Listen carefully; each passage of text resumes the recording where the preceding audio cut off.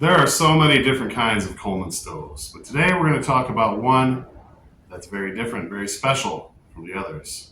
Today we're going to take a closer look at the Coleman 426D 3-burner stove. Why 3 burners? Why not?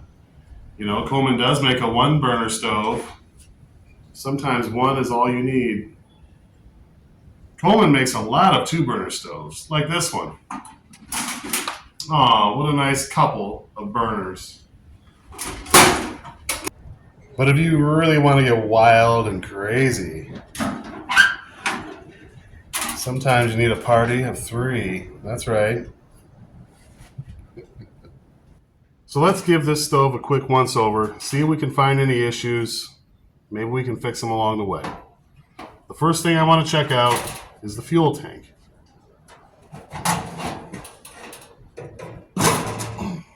Now you see these tabs. These are the tabs that hook into the stove. If I look underneath there, I see 3 numbers. 6, 7, 9. That means that this tank, at least, was made in June of 1979. And if this tank is original to this stove, the stove was made around that same time. So let's make sure that this valve is closed. Let's give it a few pumps and see if we build up any kind of compression. Nothing.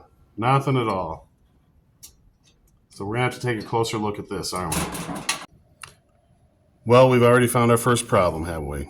There's something wrong with this pump. So we've got to take this out.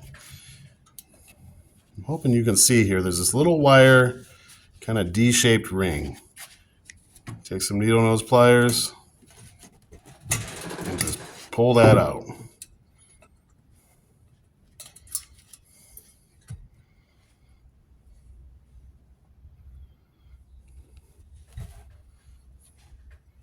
Now this whole assembly should come right out.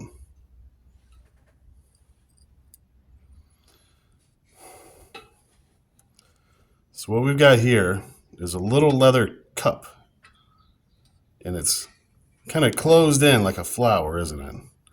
We need this to spread apart and open up. But, I mean, I can see there's some kind of oil or grit or something on here. Sand, maybe? I'm going to clean this up as good as I can, and then I'm going to show you how I get that to open up.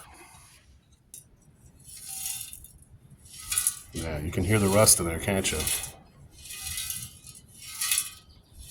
Pretty bad. So I'm just going to oil that leather cup up. Just a few drops.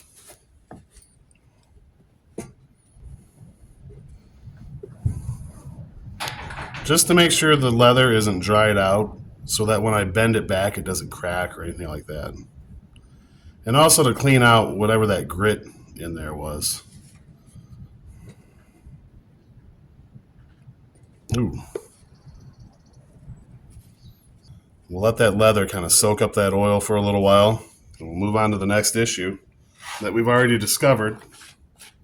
Is that this fuel tank, it's got chunks of something in it. We'll see if we can't get those chunks out.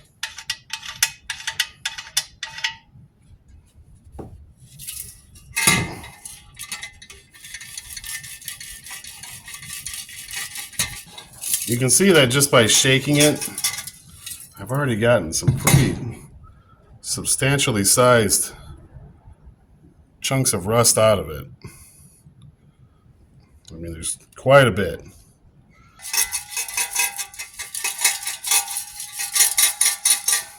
I don't think we're going to be able to shake out all the little chunks and grit that's inside of there.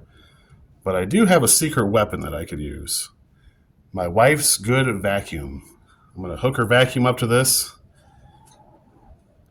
And I'm going to see if we can get those little chunks and debris out of that tank.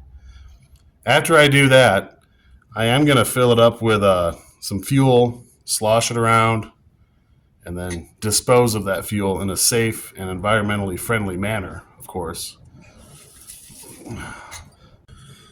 So now that our leather cup has been soaking in oil for a little while now. I feel like I could be able to bend it back without cracking that dry leather.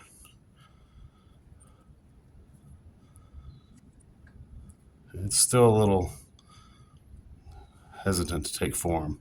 I'm just opening it up a little bit.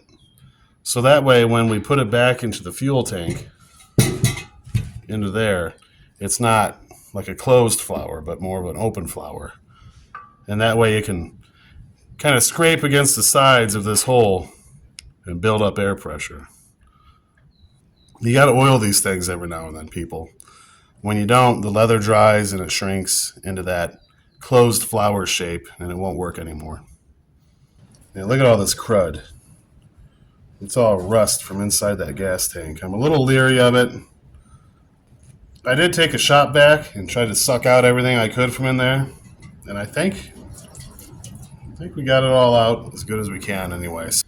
Here's our plunger. We cleaned it up. We soaked it in oil. We got it to open up. Before it was pretty dry and pretty closed.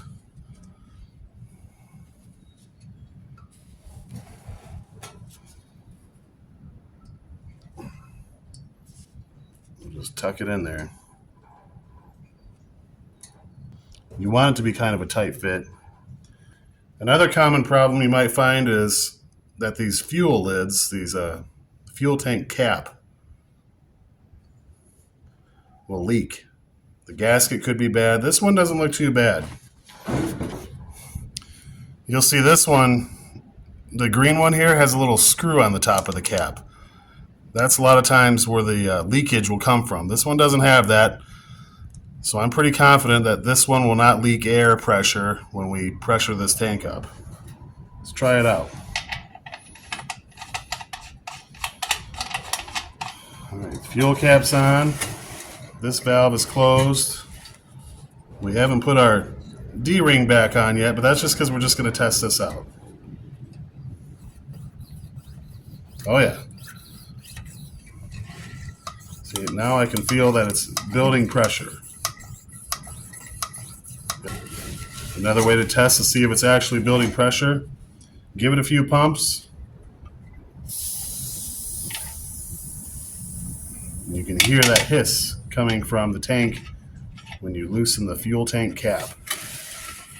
So I think we're ready to go ahead and put this D-ring back on.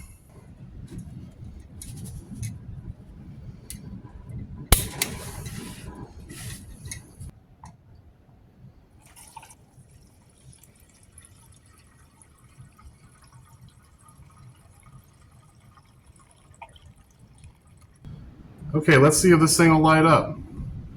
We want to put our generator through the hole. These little notches will fit in the slots. Let's give this fuel tank about 35 pumps. Turn it counterclockwise.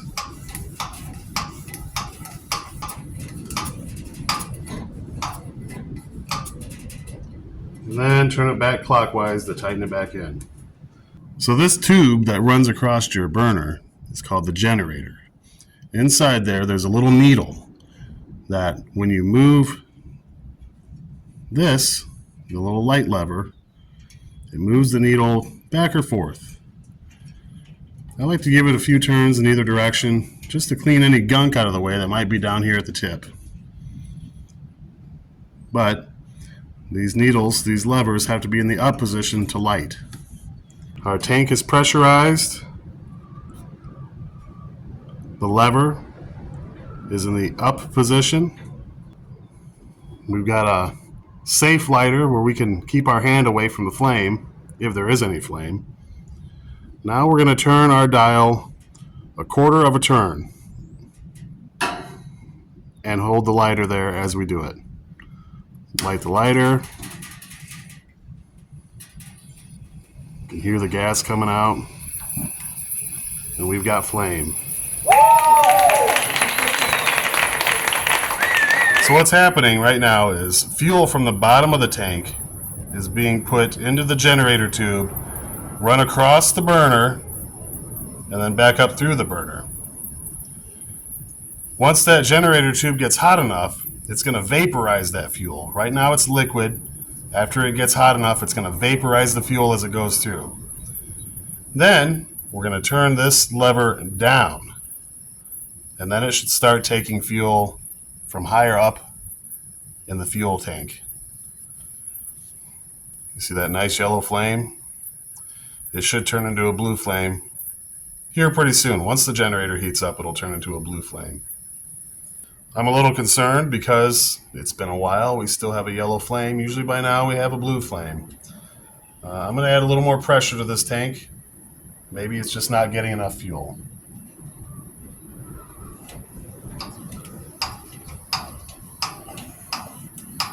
You know, it's always hard to film these Coleman videos. It's hard to get a good angle so I can show you what's happening and how it's happening, but doing the best I can here, people. We're getting that nice Coleman blue flame. There's still quite a bit of yellow flame in it, though. It's been about 10 minutes. Normally, it should only take about 1 minute to get to this point. After 1 minute, you would turn this dial down, open the valve all the way up, and that fuel will be vaporized, going across the generator, burning blue when it gets to the burner. And this is indicating there's a problem with the generator. But I can go to oldcolemanparts.com and order a new generator. I'm going to make sure I get the right one for the right stove. Some of them are different, some of them longer, shorter, whatnot. But you always want to make sure you get the right replacement part for the right item. Well, this is a 3-burner stove. There's 2 other burners. I'll show you how to light those. Because we're going to be diverting some of the fuel from the center burner to another burner, we're going to need more fuel. So let's turn our fuel back up a little bit, higher than what we would want it to be. Then on either side, there's these little keys.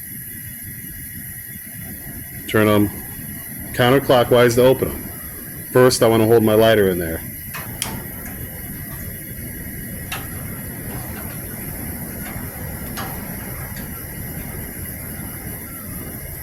And you would adjust it by turning this key.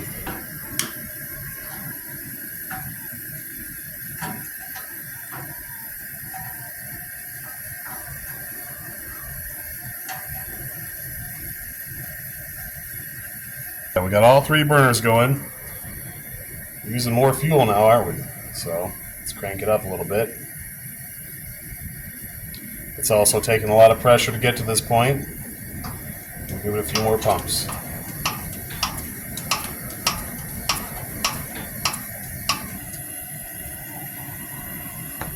All right, I'd say we got a working 426D 3-burner Coleman stove. I could probably stand to replace the generator. Sometime here in the near future, I'll do that. I'm also going to clean it up. If you haven't noticed, it's pretty grimy, pretty rusty. I don't know about doing a full restoration on it because it's kind of cool the way it looks. It's kind of cool being original. But there's a lot of rust. I can get rid of that. Something really cool about this one. It's got the instructions on it, but it also has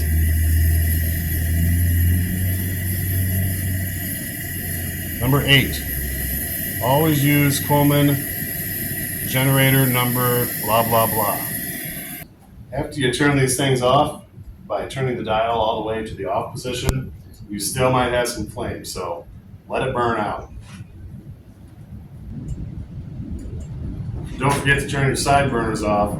You don't want them in the on position when you go to light this. Man, just hearing the Coleman stove working, feeling the heat, smelling the Coleman gas burning is making me think about camping. It's making me hungry for camp food.